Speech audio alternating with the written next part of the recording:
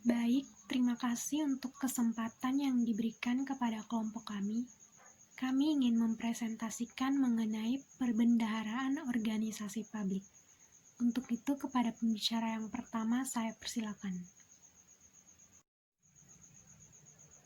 Baik, nama saya Sendri Irmawati Nurak. Saya ingin menjelaskan mengenai teori perbendaharaan organisasi publik.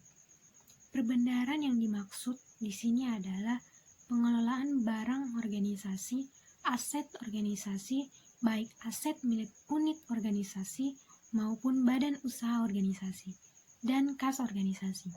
Definisi perbendaharaan pada organisasi publik menurut KBBI adalah perbendaharaan diartikan sebagai tempat menyimpan harta benda atau keuangan. Perbendaharaan organisasi publik biasanya bertanggung jawab atas pengelolaan serta mengumpulkan pajak dan pendapatan pemerintah lainnya, dan juga melakukan pembayaran atas nama negara dan mengaudit rekening resmi.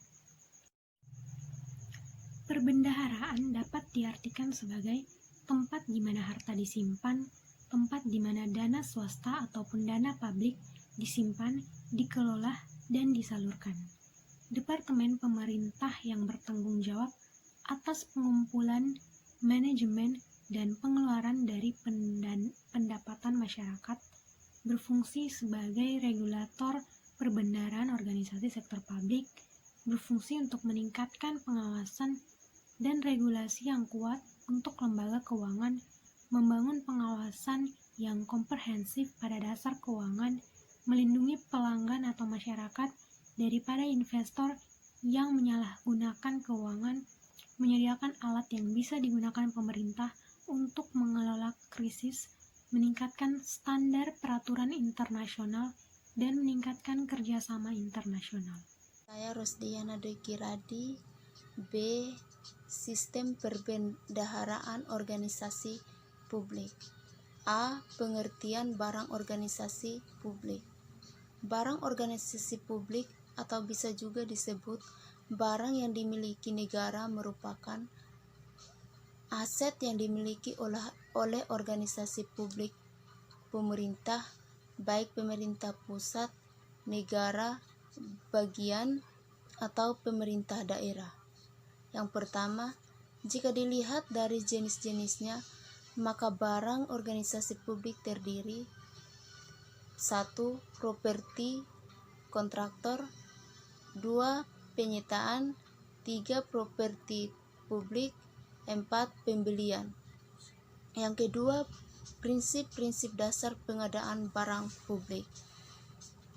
Pertama, prinsip transparansi, kedua, prinsip integritas, ketiga, prinsip keterbukaan, 4. Prinsip keadilan, kelima, prinsip kompetisi, 6. Prinsip akuntabilitas, ketiga, pemanfaatan barang unit organisasi. Pertama, sewa, kedua, pinjaman pakai, ketiga, bangun guna, serah dan bangun seraguna. B. Bendahara kas organisasi. Bendahara adalah kustodian resmi organisasi terkait uang dan pengawas rekening dan harus mampu menjelaskan anggaran atau anggaran untuk anggota. Jenis-jenis kas organisasi. Jenis rekening kas organisasi publik. Pertama, rekening untuk pengecekan operasional, kedua, rekening untuk pengecekan pembayaran gaji, 3. Rekening penjualan, 4. Rekening kas kecil, 5. Rekening swab. Tipe rekening kas daerah, RKN pada bank sentral atau rekening BJPBN, kedua, RKN pada bank sentral, bank BUN, ketiga, RKN pada BI atau rekening bank tunggal, 4. Rekening bank persepsi dan bank operasional atau rekening pada bank umum dan sentral giro. C. Aset hasil kegiatan ekonomi. Yang pertama, aset hasil kegiatan ekonomi adalah perusahaan milik negara BUMN. Kedua, BUMN adalah hukum yang melakukan kegiatan komersial atas nama kepemilikan pemerintah. Ketiga, pedoman internasional terkait tata kelola perusahaan negara diterbitkan oleh OECD. Yang pertama, memastikan hukum dan kerangka regulasi yang efektif bagi BUMN. 2. Negara bertindak sebagai pemilik. 3. Perlakuan adil pada pemegang saham. 4. Hubungan dengan para pemangku kepentingan. 5. Transparansi dan pengungkapan. 6. Tanggung jawab pengelola perusahaan yang dimiliki negara. C. Aset hasil kegiatan ekonomi. Yang pertama, aset hasil kegiatan ekonomi adalah perusahaan milik negara BUMN. Kedua, BUMN adalah hukum yang melakukan kegiatan komersial atas nama kepemilikan pemerintah. Ketiga, pedoman internasional terkait tata kelola perusahaan negara diterbitkan oleh OECD. Yang pertama, memastikan hukum dan kerangka regulasi yang efektif bagi BUMN. 2. Negara bertindak sebagai pemilik. 3. Perlakuan adil pada pemegang saham. 4. Hubungan dengan para pemangku kepentingan. 5. Transparansi dan pengungkapan. 6. Tanggung jawab pengelola perusahaan yang dimiliki negara. Di dalam saya akan membahas materi siklus pendanaan organisasi publik. A. Penilaian proposal. Kriteria penilaian proposal adalah kriteria yang menyediakan informasi tentang potensi investasi dan tingkat yang berbeda dan detail akan diperlukan bagi pemilik perusahaan milik negara. B. Penganggaran adalah pengumpulan informasi tahap utama dari proses anggaran, menggantikan proposal, menyelaraskan dasar dari anggaran sebelumnya. Tujuan utama pelanggaran adalah menunjukkan bagaimana organisasi publik berniat menyelaraskan baselif atau rencana dasar dalam perencanaan jangka menengah sesuai prioritas dan pengelolaan risiko. C. Cara penetapan output. Output adalah penghubung yang sangat diperlukan antara sumber daya yang dialokasikan oleh parlemen untuk belanja oleh eksekutif dan hasil yang diharapkan. Output adalah barang dan jasa yang dihasilkan oleh suatu unit atau entitas lain untuk digunakan atau dikonsumsi oleh pihak eksternal. D. Laporan tahunan. Sebuah laporan tahunan entitas adalah cara menyampaikan akuntabilitas para pengawasan maupun masyarakat yang diwakili. Hal ini merupakan kunci peninjauan kinerja keuangan dan kinerja operasi.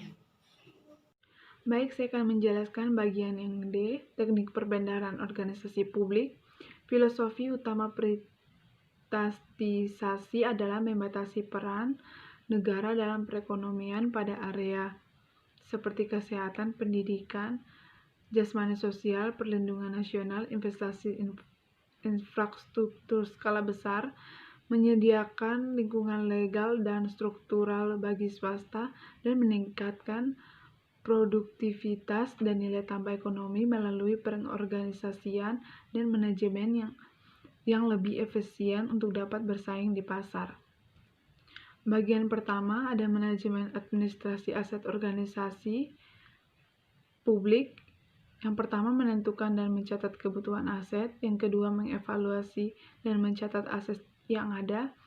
3. Menganalisis kesenjangan aset. Keempat, menyusun dan mencatat strategi aset. Bagian yang kedua ada manajemen administrasi kas organisasi publik. Terdapat yang pertama, seluruh penerimaan dan pengeluaran kas negara dilakukan melalui rekening kas negara menggunakan sistem GIRAL. Yang ketiga, penerimaan harus disetor seluruhnya ke kas negara. Yang ketiga, penerimaan kementerian negara atau lembaga tidak boleh digunakan langsung untuk membiayai pengeluaran. Dan yang keempat, penerimaan berupa komisi potongan maupun bentuk lain sebagai akibat dari penjualan atau pengadaan barang oleh negara adalah hak negara sehingga harus disetor seluruhnya ke kas negara. Bagian yang keempat ada manajemen administrasi kepemilikan organisasi publik. Terdapat yang pertama, memiliki struktur kepemilikan, dan yang kedua, sebagai aset yang dimiliki negara, dan yang ketiga, kegiatan usahanya dilakukan sejak perusahaan tersebut didirikan, yang mana aktivitasnya dapat diprivatisasi. Saya Anggriani Sulistiangungu akan menjelaskan mengenai contoh perbendaharaan organisasi publik. Di sini contoh perbendaharaan organisasi publik. Yang pertama itu regulasi terkait perbendaharaan publik. Yang kedua, Undang-Undang Nomor 7 Tahun 2010 tentang pertanggungjawaban atas pelaksanaan anggaran pendapatan dan belanja negara tahun anggaran 2009. Sedangkan poin yang ketiga itu Perdirjen Nomor Per 90 Per PB 2011 tentang rekonsiliasi data transaksi penerimaan negara pada sistem modul penerimaan negara. Poin yang terakhir itu KEP 179 PB 2011 tentang standar prosedur operasi atau standar operating procedures penyuluhan perbendaharaan lingkup kantor wilayah Direktorat Jenderal Perbendaharaan, Kepala Satuan Kerja Pemerintah, Kementerian atau lembaga. Sekian hasil presentasi makalah kelompok kami. Kami menyadari banyak sekali kekurangan dalam presentasi makalah kami. Untuk itu, saran dan kritik yang membangun sangat-sangat kami perlukan. Terima kasih.